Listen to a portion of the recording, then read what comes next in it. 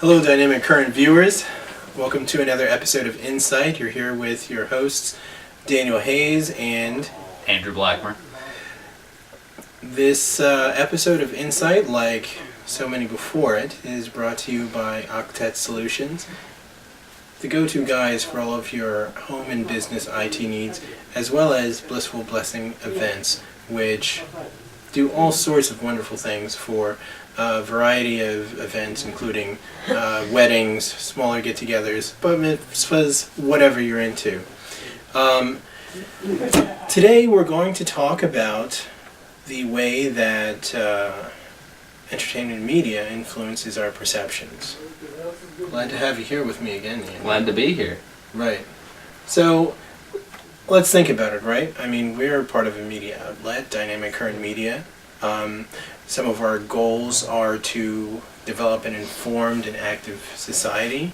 I believe that knowledge is power, although it may seem Ignorance is bliss, though, right? Cliche. Well, everything has an opposite, right? Right. Ignorance is bliss. Well, you know, I don't know if I necessarily agree with that. There seem to be a great deal of cases where people were ignorant and not in bliss necessarily, but I think that may be some of the things that the ruling class, or the man, as many like to say, is pushing on the oppressed people, with which we are trying to uplift and empower through our show and various other means. Sure. But Dynamic Current Media, right? You know, we're not talking about ourselves. I mean, although we are entertainment media to a certain extent, what's really the problem with entertainment media, Andrew? I mean, I think the problem is that a lot of people rely on it too much. Okay. It's fine to be entertained. Everybody likes to eat a piece of cake every now and then, right? Sure, I like to eat a piece of cake. It shows up on camera. That's really what entertainment media should be treated like. You should watch it if you're entertained, but don't take it too seriously, and don't take it for everything. Right. Always look for alternative sources of information and knowledge. Right. If Fox News is what you usually get, flip to CNN or MSNBC every once in a while. Right. Get another view, but also, watch people like us. Absolutely. Who have insightful Don't just stick with the big networks. Yeah. So, but people need to have a healthy appetite for different information. Absolutely. And not just news. I mean, we seem to be in an era where we are bombarded with images designed to entertain us, as well as audio. I mean, the radio is there, television is there, internet is there, and people have all these devices now, iPads and tablets and iPods and everything else, phones. Absolutely. So even when you're not sitting at home in front of the television, you have these devices for the purpose of entertainment. Absolutely. So it's taking up a greater share of everyone's time, and it certainly is influential. Now, let's talk about some of the ways that media seems to influence us. One, I would say, is body image, right? Yeah. Everybody wants to be thinner, more athletic, or more slim, right? Fit into another dress size down, or two dress sizes, or pant sizes, whatever your goal is, right? Why is that? Why does everybody want to be thinner? Well, it's been a standard of beauty for a lot of people. I know in the fashion industry, they always pick the slimmest, kind of tall, slender models, right? Mm-hmm. And that drives a lot of body image that people get, especially on the magazines. Yeah. Right? Everybody reads, whatever magazines that they prefer to read, and they, see images of slim people, and they want to be slim. And I think that also affects some of our ideas of gender relationships and sexual identity, considering the fact that the tall, slender physique is certainly more masculine than what is presented as the ideal of feminine beauty these days. Oh, absolutely. And speaking of feminine beauty, what we've seen through studies, like for instance, that Health Canada has conducted, as well as some things that we've seen in Business Week in recent times.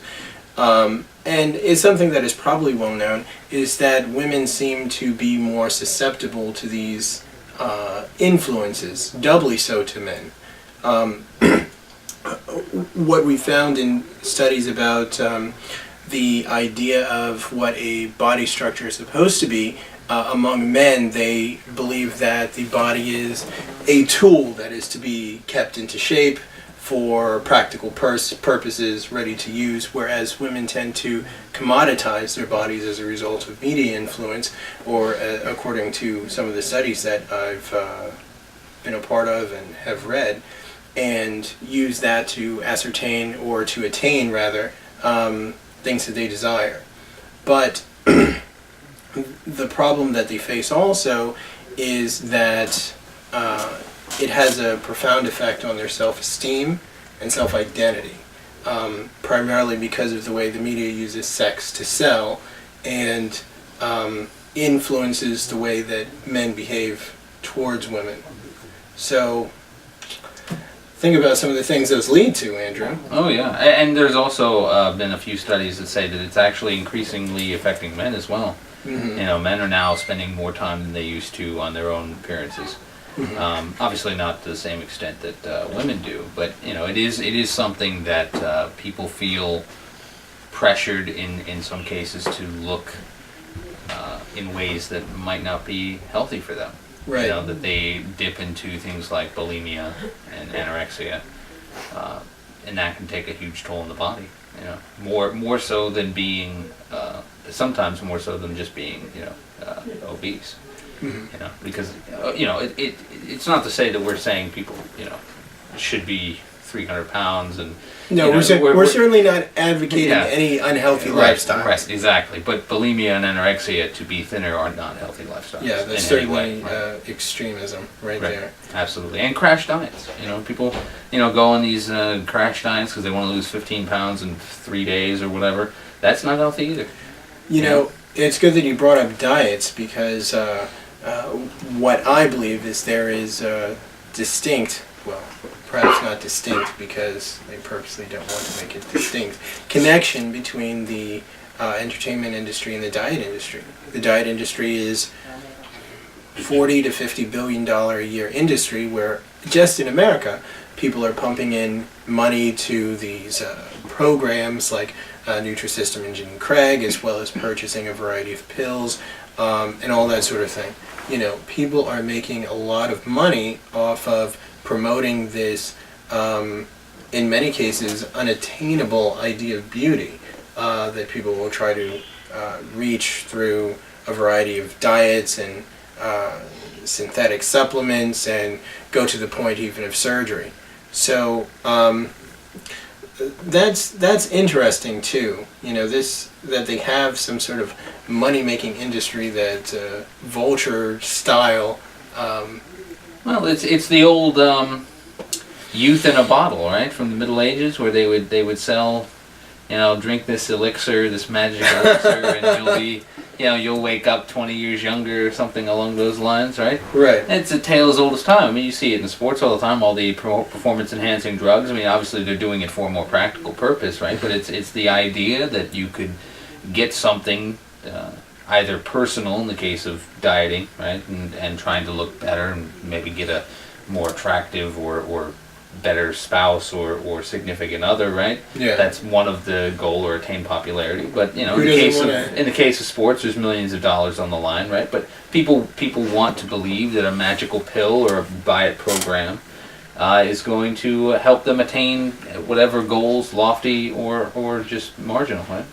Right, and the promoters of it, the speakers that advocate for the use of these diet programs, typically get paid $500,000 to several $1 million for their services. According to Business Week, about $33,000 per pound is paid for each big entertainer or star who loses weight on whatever system they have. I mean, we've seen Jennifer Hudson.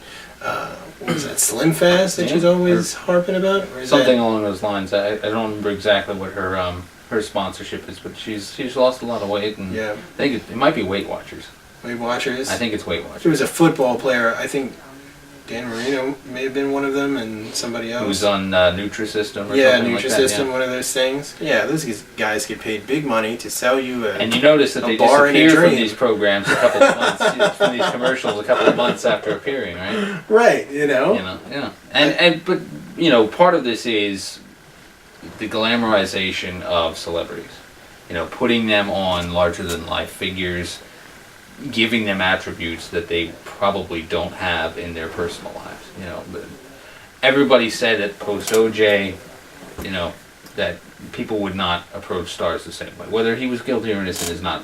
The fact of the matter is, it was a messy case, right? Mm-hmm. People said they were not going to trust celebrities anymore, specifically sports celebrities, but in general, right? But we continue to ascribe to be these celebrities. But why does O.J. Simpson have to be representative of the entire celebrity community?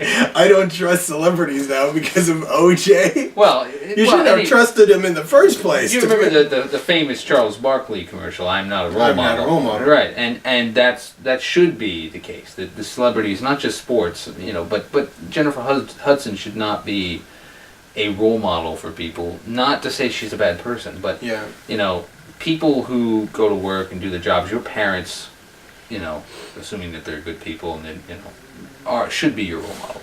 Teachers, good teachers. Ideally, Right. your parents should be teachers, yes. Part of when you glamorize celebrities is you want to be like them. And Right. celebrities have all day to exercise, get a personal trainer, do Oh, all these they have sorts of all the things. resources at their disposal. And I don't blame them, for wanting to look what they think is the best, because that's their job. Their job is to be an image, right? Right. And if your job was to look a certain way or be a certain way, you would do that, right? But people should not ascribe to be celebrities. Not to put the blame on people, but I think a lot of it is a product of glamorization of Right. celebrity culture. Right. Yeah. And take a look at Kim Kardashian. Oh goodness, with that's a whole nother episode. But, dieting while being pregnant, right? Yeah. I mean, that's totally unhealthy. Yeah. And you shudder to think what kind of, how many people might follow that lead. If anybody's God following forbid, Kim right? Kardashian, we're in trouble. Yeah. Well, we're gonna have to take a break. We'll be back in just a moment. You're watching Inside with Daniel Hayes and Andrew Blackmer. See you just.